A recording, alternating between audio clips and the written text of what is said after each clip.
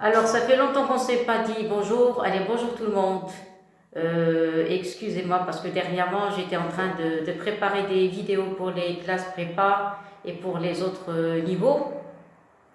Maintenant, c'est votre tour. Donc, maintenant pour les terminations maths, je vais vous donner des exercices sur le théorème de la valeur intermédiaire, sur les arcs, sur les racines linéaires, donc une révision générale. Je vais vous donner au moins 4 ou bien 5 vidéos. On va faire toute une révision générale et en même temps, on va essayer d'attaquer même les dérivés. Comme ça, on pourra faire des exercices où il y a une étude de fonction, il y a des équations, il y a plusieurs genres de questions. Voilà, donc il y a même des choses qu'on voit pour la première fois. Et on va ça seulement dans les exercices et pas dans le cours. Alors, je vais vous donner plusieurs astuces et j'espère que vous allez être très contents. Voilà, alors, je commence. Premier exercice de révision. Je vous ai donné une fonction g qui continue sur un intervalle 0,1 fermé. F, une fonction définie par f de x égale à x facteur de 1 moins x g de x plus 2x moins 1. La question montrait qu'il existe un alpha appartenant à 0,1 tel que g de alpha est égal à 1 sur alpha moins 1 sur alpha moins 1. Voilà, alors vous devez trouver l'existence d'un élément alpha qui appartient à 0,1. Alors pour l'existence des éléments qui appartiennent à des intervalles, en général, on fait apparaître trois théorèmes. En général, j'ai dit en général, des fois, ça dépend de l'exercice. Le théorème de la valeur intermédiaire, théorème des accroissements finis et théorème de Rolle.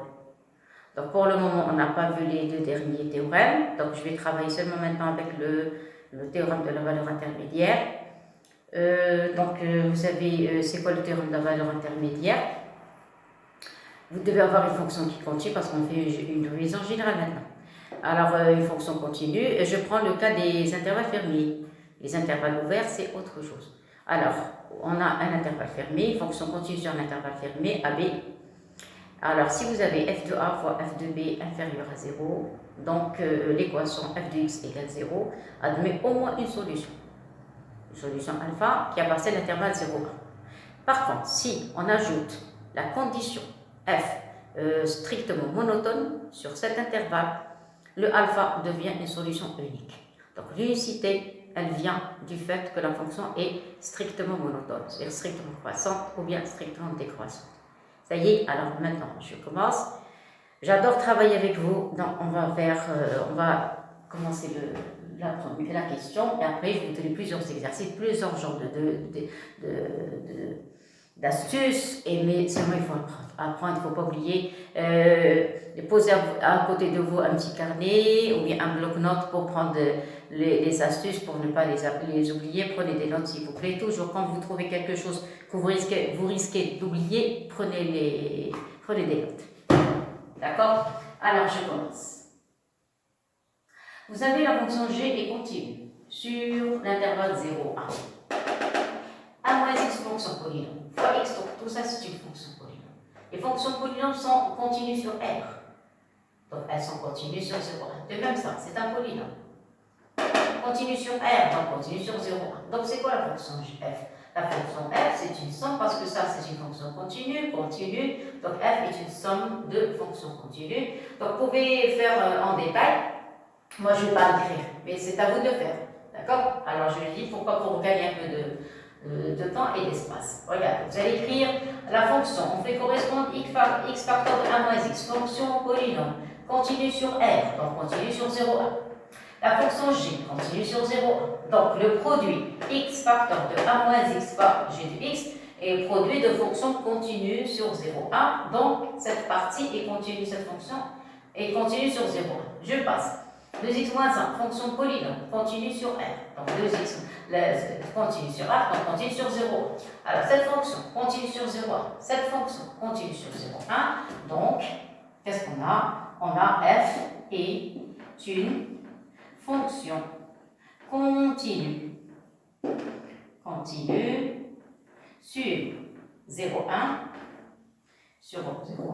car f est somme de fonction continue. Continue sur 0. Ça y est, donc ici des pointillés. Ça y est, donc la démonstration, le produit, la somme. Ça y est, mais la fin, ce qui m'intéresse moi, c'est la conclusion. Clair? Donc on a montré que le premier point, la fonction f est continue. Ça y est, sur l'intervalle 0, 1. Qu'est-ce qui reste maintenant? Il faut calculer f de a fois f de b. L'intervalle AB, c'est 0. Ça y est, alors deuxième partie. Vous avez f de 0 égal et vous avez f de 1 égal. f de 0 remplacé, ça donne 0 facteur de 1, 0 fois g de 0. Plus 2 fois 0 moins 1, ça donne moins 1 inférieur à 0. Parce que ça c'est 0, ça c'est 0, il va rester que le moins 1. Maintenant, vous allez calculer g de 1.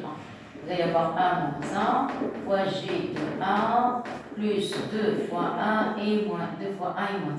Vous voyez? Alors ici, ça donne 1, 0, donc ça 0, ça 0. Vous avez 2 moins 1, c'est 1, c'est supérieur à 0. Vous voyez? Donc, qu'est-ce qu'on a trouvé? Que f de 0 fois f de 1 est inférieur à 0, c'est ce que je cherche. Donc, d'après le théorème de la valeur intermédiaire, si vous voulez en écrire en abrégé parce que ça prend beaucoup de place, théorème de la valeur intermédiaire, l'équation f de x est égale à 0, admet une solution, pas unique, je n'ai pas parlé de la monotonie, une solution, alors une solution alpha, telle que alpha appartient à 0. Ça va? Très bien. Alors, donc si elle admet une solution alpha, telle que alpha appartient à 0, 1, et f de alpha, moi j'ajoute toujours à la fin, f de alpha de quelque chose est égal à 0. Clair? Donc maintenant vous allez remplacer ceci implique, d'après le théorème de l'équation de la valeur intermédiaire, f de x est égal à 0, a de b, jusqu'ici, remplacer f de alpha.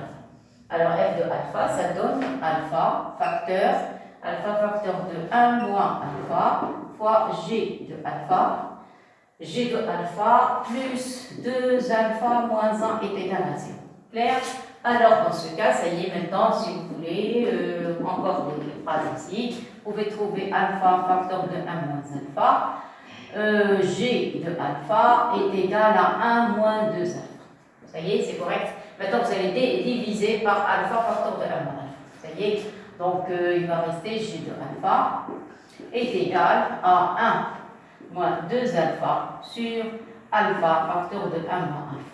Et voilà la conclusion. Clair?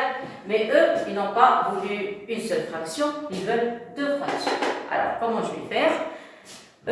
Qu'est-ce que je vais faire maintenant? Je vais essayer de diviser cette partie, la fraction, je la mets sous forme de somme ou bien de différence de deux fractions. Vous voyez? Alors, je vais montrer quelque chose.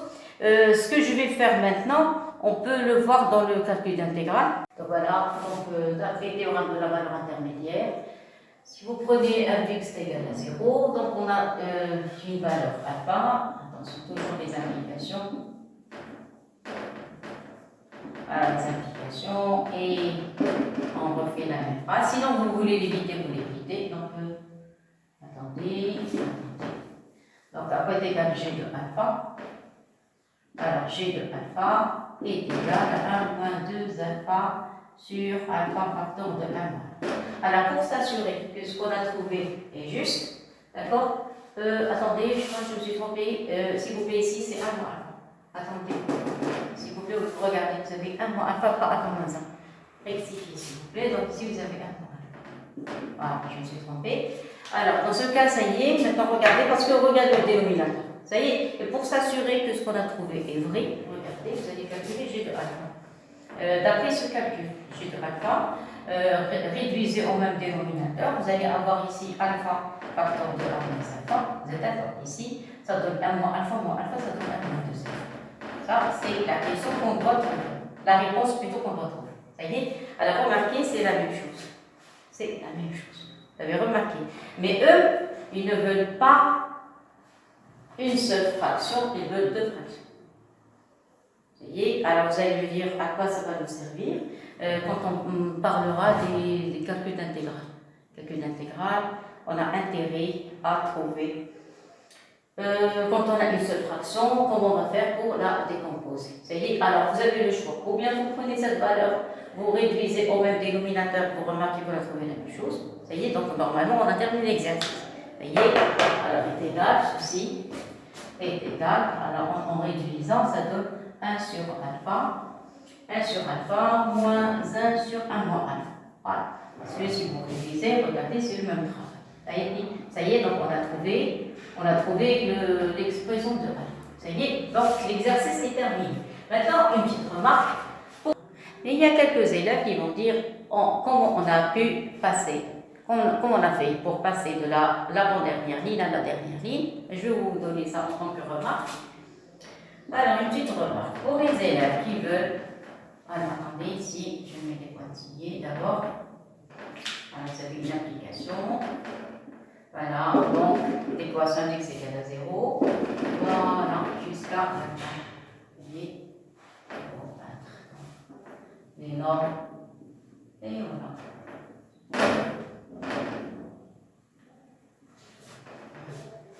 Ça y est, voilà, donc on a. Normalement, on a terminé l'exercice. Mais pour les élèves qui veulent savoir comment on a fait pour passer de cette étape à celle-ci, on va voir ça dans le calcul intégral. Donc, je vais vous donner une démonstration. Vous avez g de alpha est égal à quoi? Est égal à 1 moins 2 alpha sur alpha, facteur de 1 moins 0. Vous êtes d'accord? Voilà ce qu'on a tout fait. Nous, qu'est-ce qu'on veut? On ne veut pas cette écriture, on veut celle-ci. On veut trouver 1 sur alpha moins 1 sur 1 moins alpha. Clair? Voilà. Alors, dans ce cas, comment on va faire? C'est-à-dire, on va séparer les fractions. Regardez, il y a un produit ici. Il y a un produit. Donc, on va écrire cette fraction sous forme de somme ou bien de différence de deux fractions. Donc, ici, vous allez avoir alpha au dénominateur de la première fraction et 1 moins alpha dans le rapport au dénominateur de la deuxième fraction. Ici, plus ou moins, ce n'est pas un problème parce qu'on va jouer sur le numérateur. Le numérateur peut être positif comme il peut être négatif, ça dépend des calculs qu'on va faire. Clair? Alors maintenant, qu'est-ce que vous allez me dire? Et qu'est-ce qu'on va avoir au numérateur? On va avoir des variables, ce sont des polynômes. Alors regardez, ici, qu'est-ce que vous avez? Vous avez un alpha. Donc au numérateur, on va avoir qu'une constante. On ne peut pas avoir A alpha, parce que si vous avez A alpha, les alpha vont disparaître. Et moi, je dois garder le alpha au dénominateur. Par contre, le 1 moins alpha, ici, vous avez deux nombres. Donc ici, même si vous avez un alpha, le alpha ne va pas se simplifier. Parce qu'ici, vous avez une différence ou bien une somme. Non, ici, on a une différence. Qu'est-ce que je vais écrire? Je vais écrire, puisque vous avez les alphas ici, alpha plus c. Je ne sais pas, le b peut être nul, il peut prendre une valeur n'importe laquelle, et ici, je ne sais aucune idée. Pourquoi? Parce que ça, c'est un polynôme du premier degré, ici, polynôme du premier degré. Ici, je n'ai pas pu écrire le alpha. Parce que si vous écrivez le alpha va disparaître. Ça y est, donc je vais garder comme ça. Maintenant, qu'est-ce que je vais faire? Je vais réduire au même dénominateur et essayer de trouver les valeurs de A, de B et de C. Ça y est, alors on va réduire au même dénominateur. Ça y est, je lance le calcul. Vous allez avoir alpha, facteur de 1 moins alpha, voilà ici. Réduisez au même dénominateur, qu'est-ce qu'on obtient? On obtient A, facteur de 1 moins alpha. Vous allez avoir plus B alpha et plus C. Je continue. Je n'ai pas assez de place, donc je vais travailler de manière horizontale. D'accord? Mais normalement, il faut revenir à la ligne, mais je n'ai pas assez de place. Donc, moi, ici, c'est une explication. Voilà, 1 moins alpha. Claire, continuez. Maintenant, vous groupez. Attendez, je crois que je me suis trompée. Attendez, ici, c'est B alpha carré. Parce que j'ai réduit. Alors, ici, vous avez A, moins A alpha, c'est correct. Ici, vous avez B alpha carré plus alpha C. Plus C alpha. Voilà, c'est correct maintenant. Ça y est. Alors, dans grouper les alpha carrés, les alpha et les constants. Alors, les alpha carrés, vous avez B alpha carré. Les alpha, vous avez ici moins A alpha plus C alpha. Donc, vous factorisez, vous allez avoir C moins A alpha. Voilà. Et pour les constants, vous avez plus A. Voilà, c'est terminé. Voilà, ça y est. Maintenant, on revient au programme de tronc commun. On va utiliser la transitivité. Regardez, la première fraction et la dernière. La première et la dernière. Donc, celle-ci et celle-ci. Ces deux fractions, elles sont égales. Pourquoi? On a utilisé la transitivité. Vous avez A est égal à B, B est égal à C, C est égal à D, donc A est égal à D. C'est d'accord? Deuxième chose, ces deux fractions ont le même dénominateur. Et par conséquent, ils ont le même numérateur. donc vous avez 1 moins 2 alpha, conclusion, voilà, vous allez avoir 1 moins 2 alpha est égal à ce numérateur. Ce numérateur, regardez, ils ont commencé par les constantes, ils ont terminé par les variables, donc ici je vais classer la constante jusqu'au deuxième degré, donc vous allez avoir A, constante, les alpha plus, vous allez avoir ici C moins A, le alpha, voilà, et puis les B à votre carré, donc je vais passer ça, attendez, une petite seconde, et voilà, G de alpha, qu'est-ce qu'on a dit, 1 sur alpha, 1 sur 1 moins 1, voilà, je continue, et il reste, qu'est-ce qu'il reste, regardez, j'écris le A, j'écris C moins 1, après il reste le B alpha, A la plus B alpha, vous voyez, toujours dans le programme de seconde, vous avez deux polynômes égaux s'ils ont le même degré.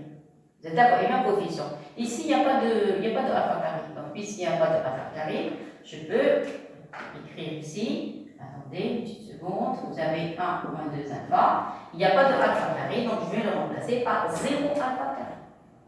0 alpha carré. Pour avoir égalité de deux polynômes. Vous voyez? Et maintenant, on est en présence d'un système.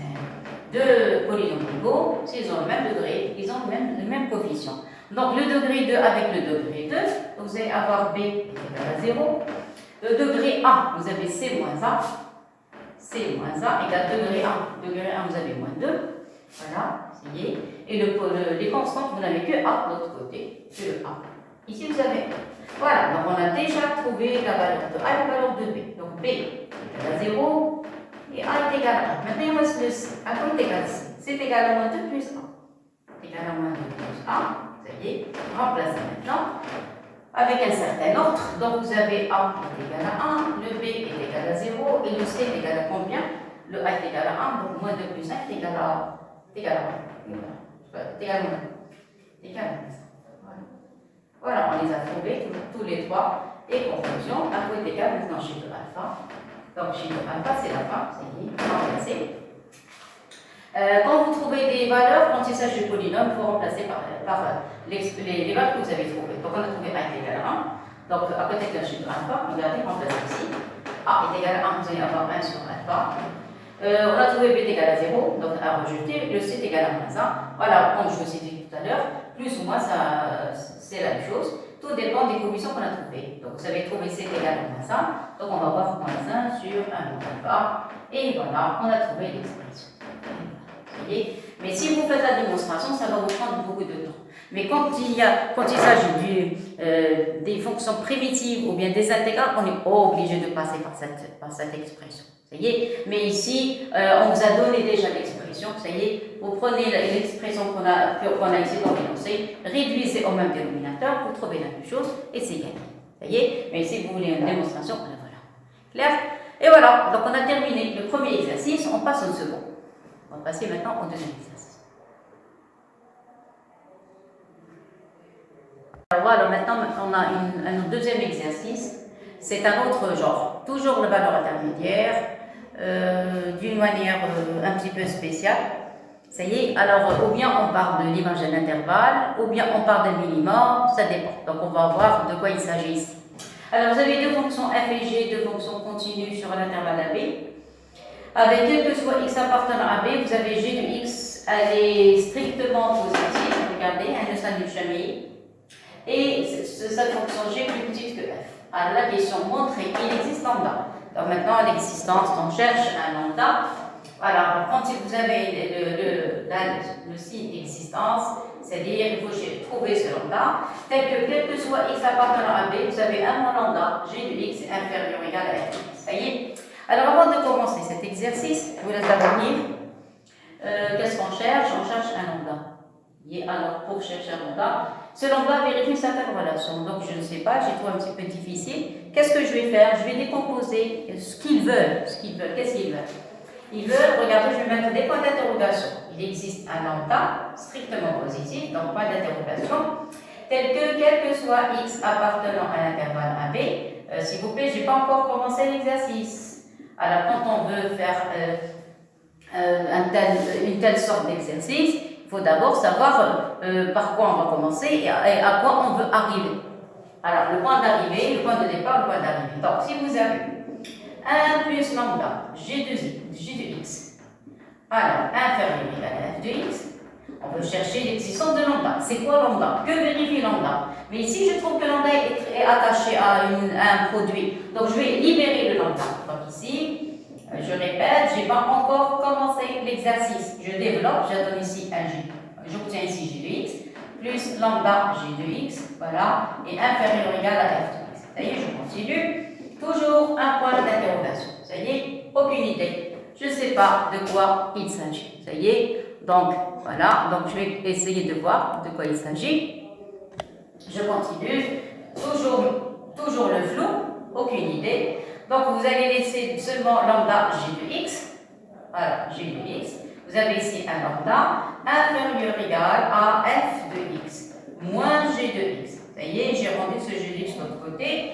Et la dernière ligne, voilà, la dernière ligne, vous allez avoir lambda inférieur ou égal à, voilà mon dernière g de x, voilà, sur g de x. Alors, voilà, maintenant je me pose la question, pourquoi ils ont posé dans l'énoncé g de x supérieur de strict à 0, c'est quelque chose de positif qui ne s'annule jamais. Voilà, maintenant j'arrive à comprendre pourquoi ils ont posé cette condition, voilà, parce que on va avoir un g de x au dénominateur, donc il ne doit pas s'annuler. Et deuxième chose, positif pour ne pas créer de problème de signe.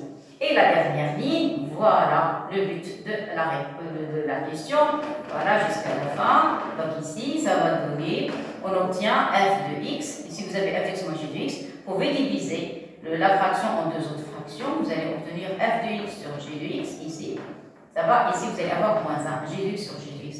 Et voilà, donc si j'arrive à montrer, point d'interrogation, ça y est, donc j'ai gagné. Ça y est, alors maintenant, je commence la démonstration.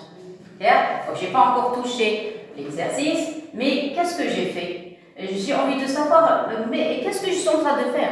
Je n'ai aucune idée. Donc, première chose, j'ai décomposé l'écriture qu'ils nous ont donnée, voilà, et j'ai trouvé de quoi il s'agit. Ça y est, alors, seulement, je remarque que ici, vous avez f de x, g de x et 1 moins 1. Donc, je peux poser cette partie, cette expression, sous forme d'une fonction.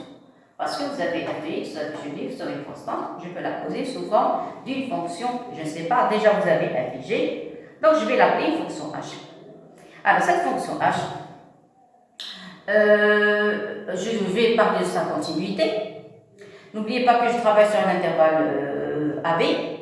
Donc, je ne sais pas, est-ce que je vais parler de l'image d'un intervalle, d'un minimum, d'un maximum, valeur intermédiaire, je ne sais pas. Donc, je vais poser ce que j'ai en tant qu'hypothèse et je vais voir de quoi il s'agit. Parce que quand on pose un exercice dans le devoir, je ne sais pas, le prof, en général, ne nous dit pas est-ce qu'on va appliquer théorème de la valeur intermédiaire ou bien théorème de Rolle ou bien théorème des accroissements finis, aucune idée. Donc, c'est à nous de voir de quoi il s'agit, surtout quand il s'agit des élèves de termination secondaire. Alors, je continue.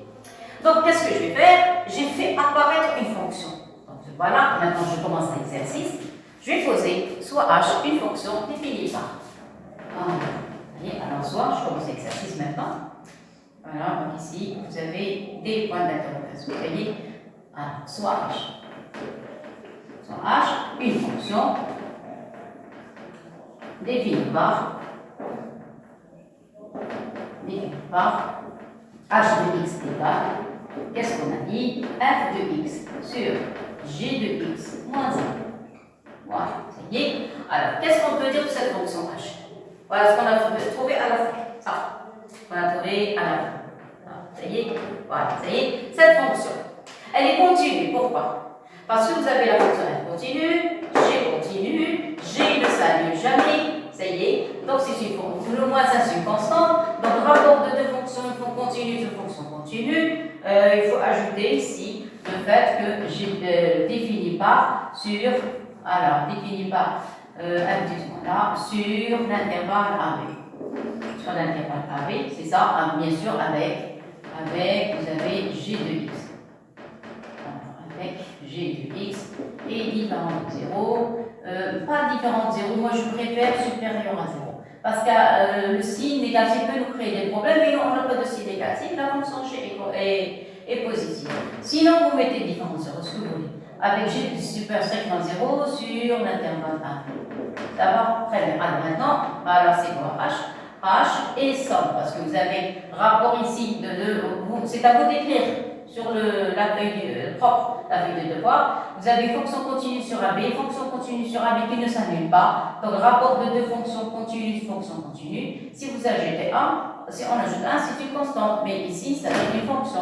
H et somme de fonction continue. Fonction continue sur l'intervalle 0,1. Voilà. Pas 0,1, sur l'intervalle AB. Donc, H est continue.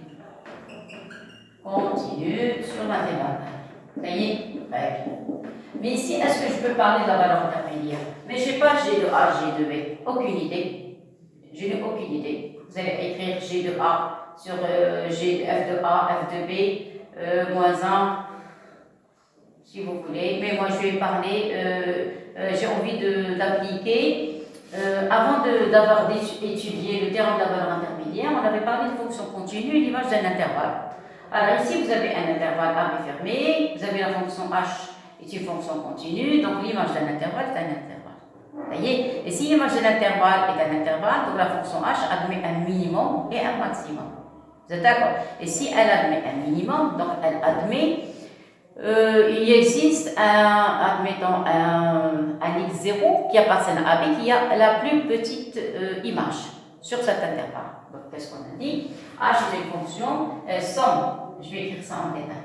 H est une somme de deux fonctions continues sur AB. Donc H est une fonction continue sur AB. Vous voyez? Et par conséquent, quoi? H, l'intervalle AB, est aussi un intervalle. Et aussi un intervalle.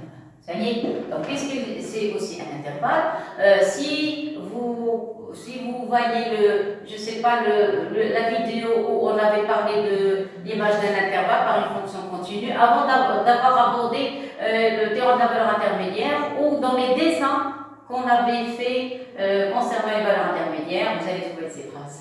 Alors, on a dit H est aussi un intervalle, ça y est, donc H de AB est égal à un minimum et un maximum. Mais ce n'est pas ça ce qui nous intéresse.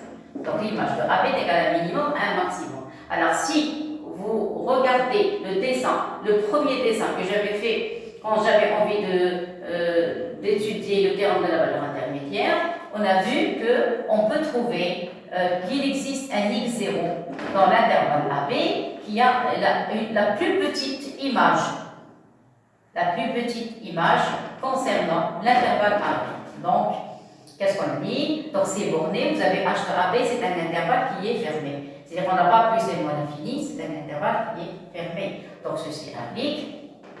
Donc, il existe un x0 appartenant à l'intervalle AB. Donc, je vais prendre des bornes ouvertes. Voilà, ça y est. Tel que H de x0, elle va être la plus petite image par rapport à x, quel que soit x appartenant à ça y est. Voilà, donc je ne sais pas, le x0 peut prendre les bancs, mais on n'a aucune idée sur le x0. Le x0 peut prendre, regardez bien, le x0 peut prendre les bancs, on n'a pas ce problème. Ça y est, donc on peut prendre ici un intervalle fermé. Mais ce qu'il faut insister, sur le fait que ici vous avez quel que soit x appartenant à AB. Donc je répète. H est une somme de fonctions continues sur AB. Donc H est une fonction continue sur AB. On a terminé avec la continuité. Et par conséquent, H de l'intervalle AB est aussi un intervalle. On a terminé. Donc, puisque H de AB est aussi un intervalle, donc H de AB est égal à petit 1 grand M. Attention, si vous revoyez le dessin, le premier dessin que j'ai fait quand j'avais envie d'étudier le terme de la valeur intermédiaire, les petits m et grand m, regardez, c'est le maximum et petit m c'est le minimum. Donc il existe un x0 qui appartient à AB qui a la plus petite image. Bien sûr avec x appartenant à B, c'est-à-dire h de x0, c'est l'image la plus petite de la fonction h avec x appartenant à B. Donc, qu'est-ce que ça veut dire? Ça veut dire que h de x0, c'est quoi h de x0? Voilà h de x. Voilà h de x. h de x0 inférieur ou égal à h de x. Donc, je répète, vous avez h de AB est égal à petit m grand m.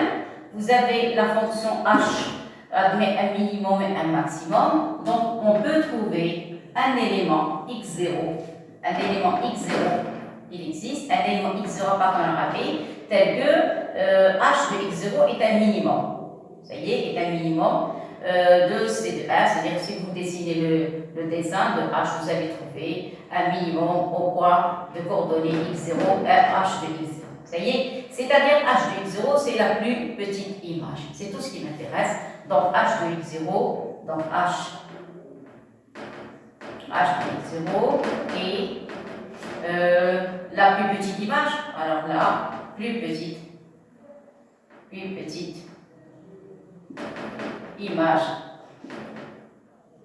image. Ça y est, sur h de AB. Sur h de AB. Ça y est, voilà, ça y est. Et par conséquent, qu'est-ce qu'on va avoir? Donc, dans ce cas, on a trouvé voilà, l'existence de x0. Je vais écrire toujours en bleu. Voilà, il existe un x0 appartenant à l'intervalle AB. Voilà, tel que vous allez avoir h de x0. Qu'est-ce qu'on a dit? H de x0, c'est f de x0 sur g de x0 moins 1. C'est ça. Inférieur ou égal à h de x. Maintenant, puisqu'on veut l'existence de lambda, lambda c'est quelque chose de positif. Alors, si j'ai envie de poser h de x0 et lambda, il faut que ce nom soit positif. Or, regardez ici. Après cette écriture, qu'est-ce qu'on sait? On sait que f de x est plus grand que g de x. Vous voyez, f de x est plus grand que g de x. Donc, vous avez f de x sur g de x est supérieur à 1. Vous voyez, je crois qu'il faut l'écrire puisque 0, g de x inférieur ou égal à f de x. Ça y est, donc f de x sur g de x est positif.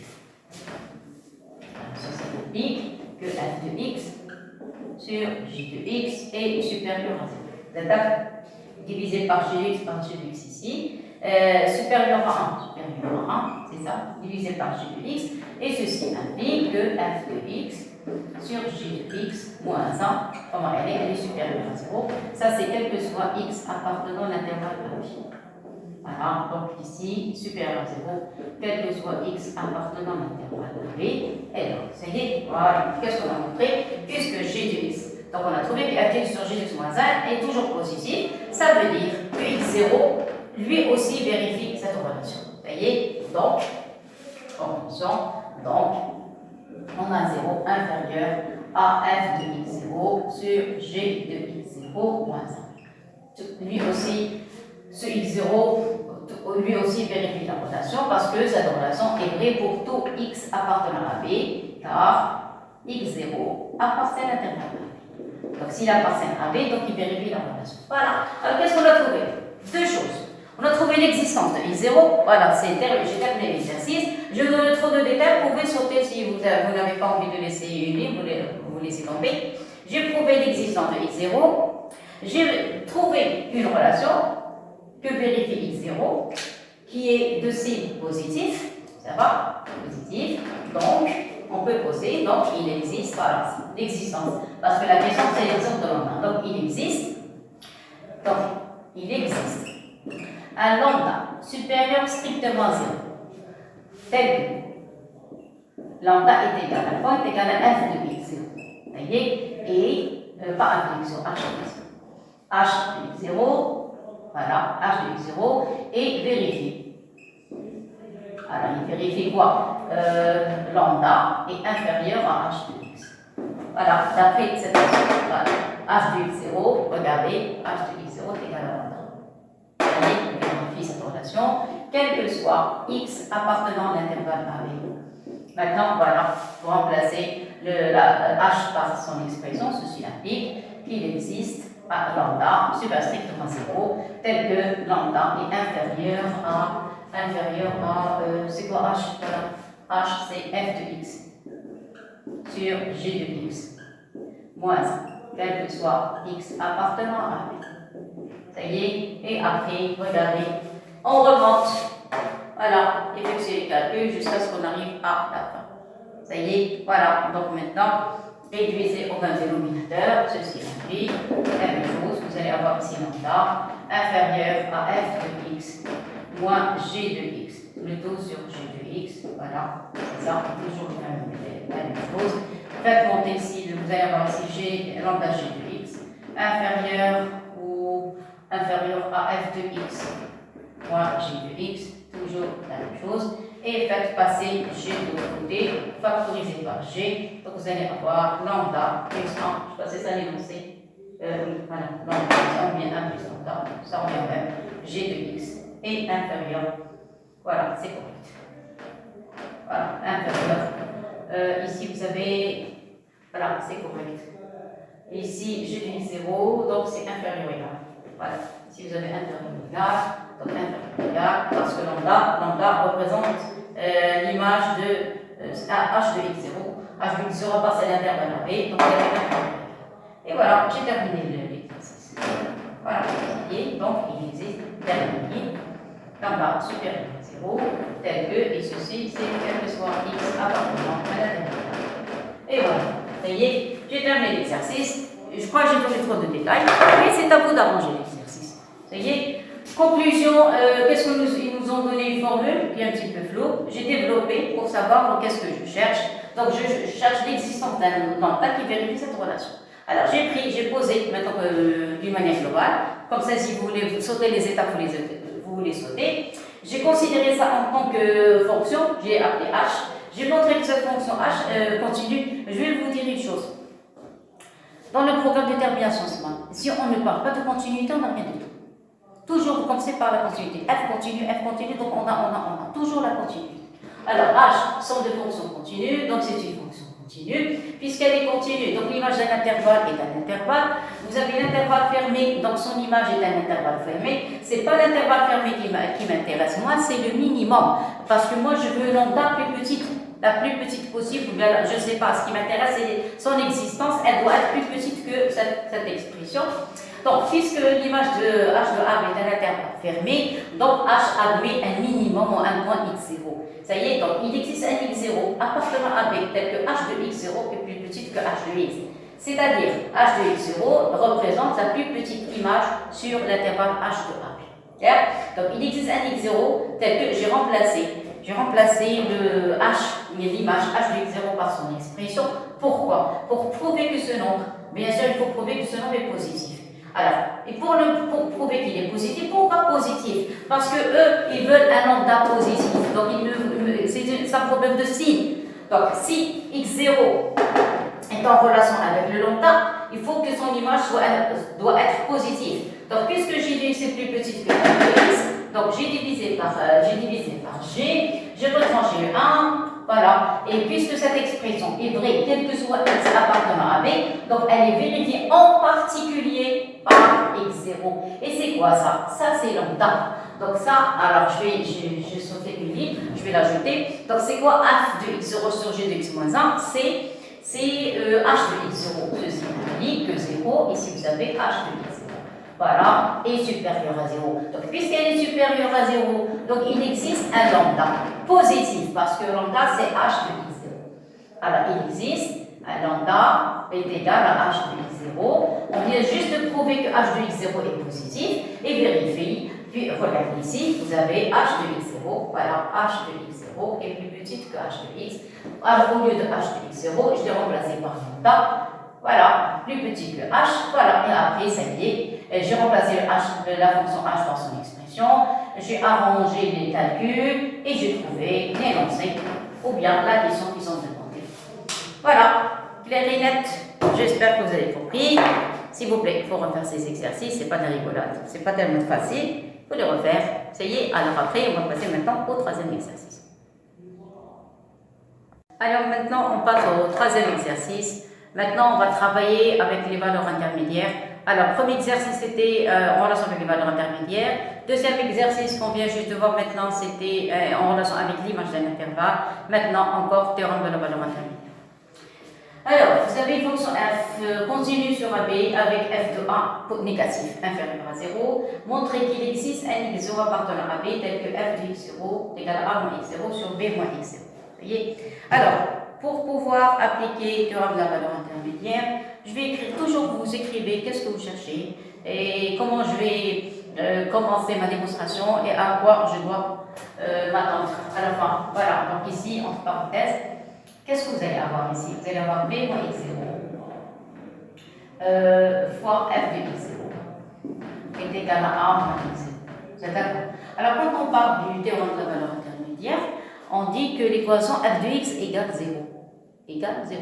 Vous êtes d'accord? Quand on a des variables, si vous avez une constante, on peut appliquer le théorème de la valeur intermédiaire directement. Mais quand vous avez une fonction égale une fonction, donc normalement on va avoir la fonction égale à 0. Donc il vaut mieux mettre ce terme de l'autre côté. Donc qu'est-ce que vous allez avoir? Vous allez avoir b moins x0, f de x0, vous voyez, moins a moins x0 est égal à 0. Et voilà, j'ai fait apparaître le 0. Voilà. Ça y est. Donc si vous avez ça, donc juste vous avez une ligne, attendez. Ici, qu'est-ce que j'avais? J'avais f de x0. F de x0 est égal à a moins x0 sur b moins x0. Vous avez ça et vous avez ça. Ça y est. Donc, maintenant, je sais par quoi je dois commencer. Voilà. Et ça va être par la fin de la démonstration. Vous voyez? Alors, je commence.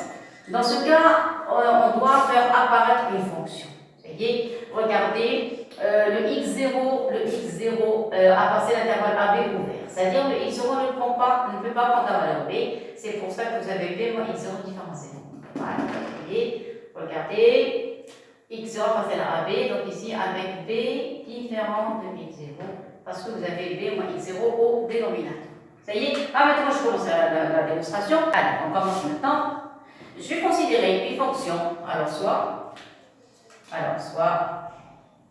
je ne sais pas, je l'appelle g de x, fonction g de x, soit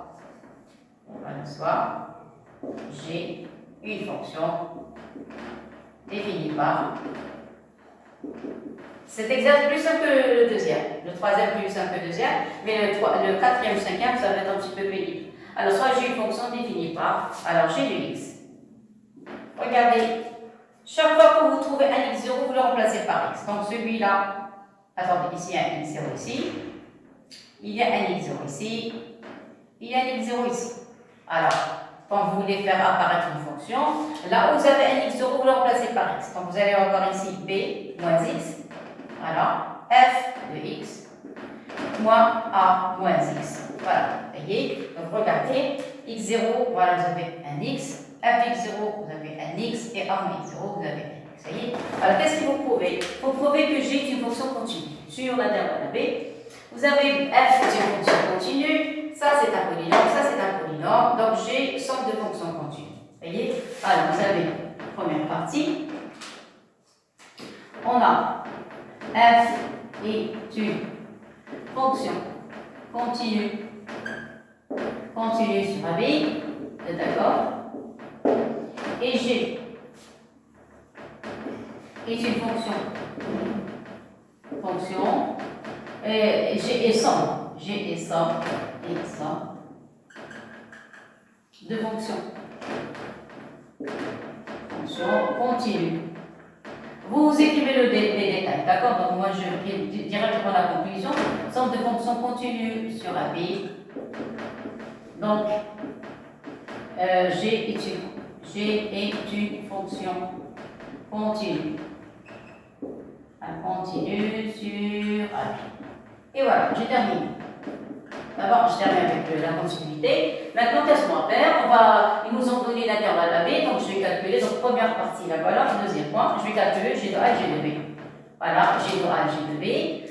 Donc, vous avez A côté égal G de A, A côté égal G de B. Alors, G de A, voilà l'expression. Regardez l'expression de G. Voilà, remplacez X par A. Vous allez avoir B moins 1. Vous allez avoir ici B moins 1. F de A. Ici. Moins A. Ici, vous allez avoir x remplace x par a, vous allez avoir a moins a. Donc moins a moins 1. Ça y est, donc ce terme va disparaître.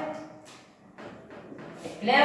Vous avez l'intervalle AB, donc vous avez A est inférieur à B. Ceci implique que B moins A est positif. Donc vous avez B moins A, c'est quelque chose de positif.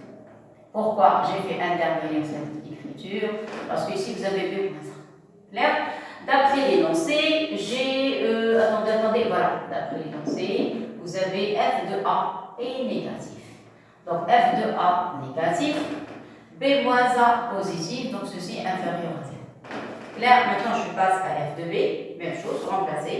Remplacer x par B, vous allez avoir ici B moins B. Donc ici vous allez avoir B moins B, F de B. Après vous allez avoir moins. Après vous allez avoir A moins B. A moins B. Clair? B moins B c'est 0. Nul. Il va rester A moins B. Or, tout à l'heure, on a dit A est plus petit que B. Donc, A moins B négatif, avec le signe moins, ça devient supérieur à 0. Et voilà. Donc, ceci implique que, voilà, je peux continuer. Ceci implique que, qu'est-ce qu'on a dit? G continue. G de A fois G devient inférieur à 0. Donc, d'après théorème de la valeur intermédiaire, l'équation J de x est égale à 0 admet quoi? Une solution. Il a appelé x0 une solution x0. Alors, solution x0 appartenant à l'intervalle AB ouvert. AB.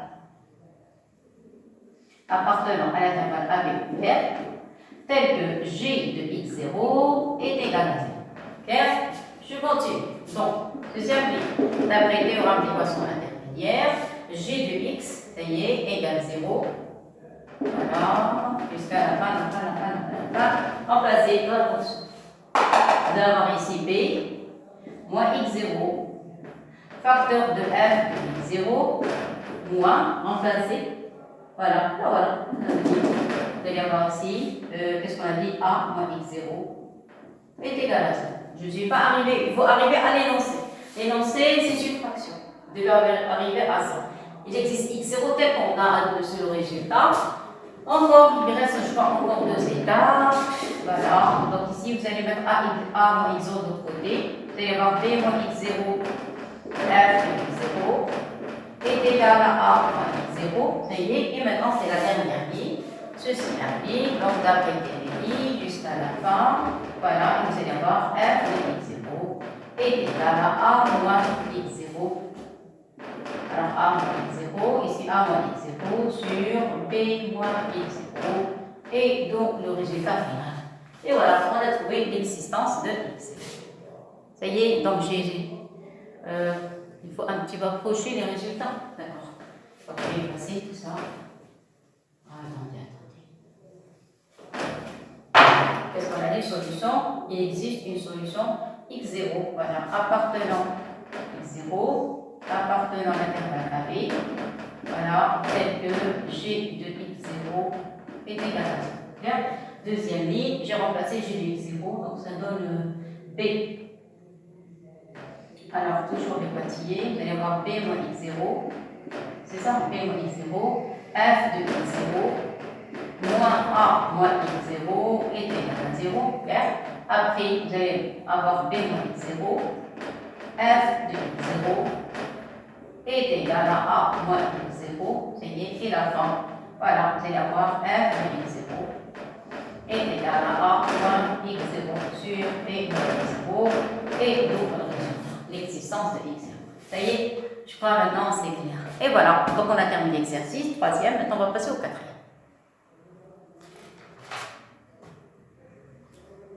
Donc je vais faire 5 exercices concernant les valeurs intermédiaires, ça y est, après les arcs tangentes et après les racines linéaires. Donc on va faire une révision générale. Alors je vous laisse travailler, bien assimiler, et je passe à l'exercice suivant. Voilà, maintenant on va passer au quatrième exercice. C'est un exercice un petit peu flou. Bon, regardez. Vous avez f, une fonction continue sur un intervalle AB, montrez qu'il existe un alpha appartenant à l'intervalle AB, tel que f de alpha est égal à 1 sur n sigma est égal à 1 à n de f de xi. Et ceci, quel que soit xi appartenant à l'intervalle AB, avec i appartient à cette écriture. Cette écriture, regardez, il y a des élèves, je crois, qui n'ont jamais vu cette écriture. Alors, qu'est-ce que ça veut dire ça? Ça, quand on écrit, c'est-à-dire si vous écrivez cette écriture comme ça, je vais expliquer. Si vous écrivez un n, qu'est-ce que ça veut dire? Regardez, c'est la forme d'un intervalle. Un intervalle, mais qu'est-ce qu'on a ajouté? On a ajouté les comme sorte de valeurs absolues. Ça va? C'est quoi ça? Ça, c'est l'ensemble des entiers naturels. 1, 2, 3, 4, 5 jusqu'à n. Et voilà. Donc, parce que les intervalles, on ne trouve les intervalles que dans l'ensemble R. C'est d'accord? Donc, les intervalles, on ne les trouve que dans l'ensemble R. Et si vous voulez écrire des entiers naturels de 1 jusqu'à n, on ne va pas écrire un ensemble comme ça. On va écrire une sorte d'intervalle, mais avec ces deux barres. Donc, ça veut dire que je vais choisir tous les entiers naturels variant de 1 jusqu'à n. Tout simplement. Que ici, il s'agit que des entiers naturels. C'est-à-dire ici, c'est quoi xi? Xi, ça va être x1, x2, x3, xk jusqu'à xn. Tout simplement. Clair? Voilà. Alors, je vous laisse d'abord dire l'énoncé parce que c'est quelque chose qui n'est pas habituel. Et après, on va passer à la résolution des exercices. Voilà. Ça y est, on peut commencer. Je commence. Vous avez f, une fonction continue sur AB. Donc, l'exercice 3, on avait parlé de l'image de l'intervalle. Toute fonction continue sur un intervalle fermé, son image est un intervalle fermé. C'est-à-dire, f de AB admet un minimum et un maximum. Voilà le départ. Voilà. Je commence. Vous avez f qui continue sur un intervalle A. Donc, f de AB est aussi un intervalle. Voilà. Donc, alors on pose petit m égal. Donc ici, vous allez avoir un minimum et un maximum. Ça y est, le minimum, on va l'appeler MIN, avec ici x appartenant à B, de f de x, c'est-à-dire le minimum de f sur x, sur l'intervalle AB, ça y est, et grand M, le maximum. Alors, maximum. Voilà, x appartenant à B, c'est-à-dire quel que soit x appartenant à B, M c'est le maximum de f. Ça y est, donc, qu'est-ce qu'on a? Donc, on va avoir f de l'intervalle AB, ça va être petit m et grand M. S'il vous plaît, le premier dessin que j'avais fait concernant les valeurs intermédiaires. Vous voyez, je avais parlé de l'image de l'intervalle et j'avais même posé f de AB égale à petit m grand M. Mais je n'avais pas posé le min et le max, j'ai laissé ça seulement pour d'une manière globale et maintenant ça y est, un petit peu de précision. D'accord? Donc qu'est-ce qu'on a dit? On a dit que f de AB est égal à petit m grand M. Qu'est-ce que ça veut dire tout ça? Ça veut dire si vous prenez n'importe, ceci implique que quel que soit i, alors c'est-à-dire, moi je vais considérer les xi qui appartiennent à l'intervalle, dans ce cas, quel que soit i appartenant à l'intervalle de 1 à n, qu'est-ce qu'on a dit? Concernant les entiers naturels, qui sont les valeurs qui sont comprises entre 1 et n, vous avez f de xi, voilà, cette valeur est comprise entre petit m et grand m. Ça y est, c'est-à-dire avec les xi appartenant à l'intervalle AB. Ça y est, alors je répète, xi appartiennent à AB. Alors, si vous voulez ajouter, alors i appartient à AB. Voilà, quel que soit avec, voilà, avec xi appartenant à l'intervalle AB. C'est-à-dire toutes les valeurs comprises entre A et B, leurs images, elles sont comprises entre petit m et grand M. Ça y est, et maintenant, qu'est-ce qu'on va faire? On va remplacer, on va appliquer sigma, c'est-à-dire on va remplacer i par 1, par 2 jusqu'à ce qu'on arrive à n. Ça y est, donc conclusion, alors ça c'est le cas général. La générale, donc vous avez quel que soit i appartenant à n ou bien i variant. Normalement, on dit variant de 1 à n. Quel que soit i variant de 1 à n, vous avez f de x, i comprendre entre petit terme et grand terme, bien sûr avec x appartenant à l'intervalle 1. Alors je commence. Ça y est, alors si vous vous remplacez, après je vais appliquer sigma. Donc vous allez avoir donc, qu'est-ce que vous allez avoir? Vous allez avoir f de x1, y compris cette valeur entre grand terme et petit terme. Vous êtes d'accord? Après, f de x2, la même chose, grand terme sur toutes les valeurs. Comme xi qui appartiennent à l'intervalle AB, leurs images, voilà, sont compris entre petit terme et grand terme, jusqu'à ce que vous arrivez à f de n. Parce que i variant de 1 jusqu'à n. x1. S'il vous plaît, j'ai ajouté ces démonstrations, normalement vous le rappelle, surtout pour des élèves de sciences maths, ça y est. Maintenant, on va appliquer la somme, sigma, la somme. Ici, vous allez avoir combien d'opérations? Vous avez de 1 jusqu'à n, 1 jusqu'à n, c'est-à-dire que vous avez n opérations. Alors ici, je ne vais pas écrire somme, je vais écrire sigma. Donc sigma de i variant de 1 à n, de f de xi, c'est-à-dire la somme de ces f de xi. Leur somme inférieure ou égale. Combien d'opérations? Vous allez avoir 1 plus 1 plus 1 plus 1, combien de fois? N fois. Donc vous allez avoir ici nm, même chose ici, vous allez avoir nm. Et voilà, ça y est, maintenant vous allez diviser le tout par n. Alors ceci implique que quel que soit i appartenant à le variant de 1 jusqu'à n, ça y est, quel que soit xi appartenant à l'intervalle AB, qu'est-ce que j'ai obtenu? J'ai obtenu sigma de i variant de 1 à n df de xi, c'est ça? Je divise par n. Je divise par n. Vous allez avoir ici 1 sur n, ce côté. Ce côté va rester que petit m, et ce côté va rester que grand m. Et voilà, ça y est. Mais d'après l'écriture de tout à l'heure, on a fait f de ab est égal à petit m grand m. f de ab est égal à petit m grand m, qu'est-ce que ça veut dire? D'après le terme de la valeur intermédiaire, regardez s'il vous plaît la vidéo le début, c'est-à-dire voilà, la première vidéo quand on avait parlé du théorème de la valeur intermédiaire. N'importe quel élément qui appartient à l'intervalle petit m grand m, on peut lui trouver au moins un antécédent c tel que j'avais appelé dans le cours lambda. Pour tout lambda appartenant à l'intervalle petit m grand m, il existe au moins un c appartenant à b tel que f de c est égal à petit m grand m. Ça y est? Alors, or, ceci implique que 1 sur n, sigma i est égal à 1 jusqu'à n de f de xi appartient à l'intervalle. Alors, c'est un élément comprendre petit m et grand m, appartient à l'intervalle petit m grand m. C'est ça. Or, quel que soit lambda appartenant à l'intervalle, la valeur intermédiaire, il existe un c, on va l'appeler un c, appartenant à l'intervalle AB, tel que f de c est égal à lambda. Voilà. Normalement, on devait écrire ça ici. Donc, voilà. C'est-à-dire, quel que soit lambda appartenant, je vais écrire avec une autre couleur, parce que c'est très très important. S'il vous plaît, la vidéo concernant, la première vidéo concernant le théorème de la valeur intermédiaire. Vous voyez? Donc ici, c'est-à-dire,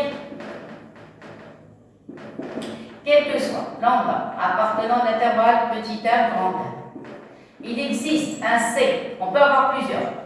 Il existe un c appartenant à l'intervalle AB. En général, vous pouvez prendre petit a, on peut prendre A, on n'a pas de problème. A et B, tel que f de c est égal à lambda. Et voilà, vous voyez, donc si vous voulez mettre une parenthèse, donc quel que soit lambda appartenant à l'intervalle petit m grand m, on peut trouver un élément c de AB tel que f de c est égal à lambda. C'est ce qu'on a ici. Donc vous avez cet élément appartient à petit m grand m. Ça va? Or, quel que soit lambda appartenant à petit m grand m, on peut lui trouver un c qui appartient à B tel que f de c est égal à lambda. C'est-à-dire, on pose lambda est égal à 1 sur n sigma de i est égal à 1 à n de f de x. C'est ça? Donc ceci implique qu'il existe un c appartenant à l'intervalle AB tel que vous allez avoir, qu'est-ce qu'on a dit? F de c est égal à lambda. Ceci implique il existe un C appartenant à l'intervalle AB, voilà, tel que, remplacer lambda par son expression, f de C est égal à 1 sur n. 1 sur n, sigma de I était variant de 1 à n de f de x. Et voilà, ça y est, la question montre qu'il existe un alpha, donc eux, ils l'ont appelé alpha, donc je change de notation. Enlevez le C, vous le remplacez par alpha, c'est tout. C'est une valeur n'importe laquelle, donc il existe un alpha tel que f de alpha est égal à 1. Ça y est. Donc vous enlevez le C, vous le remplacez par alpha, ici par alpha. Et voilà, donc j'ai répondu à la question. Voilà. Donc f de alpha tel que f de alpha, 1 sur n, sigma de i égale 1 à n, f de x. Et voilà la réponse. Ça y est. Maintenant, il nous reste un exercice. Après, on passera il nous reste les arcs et les racines n. Ça y est. Alors, je laisse regarder ce que j'ai écrit et on passe à autre chose.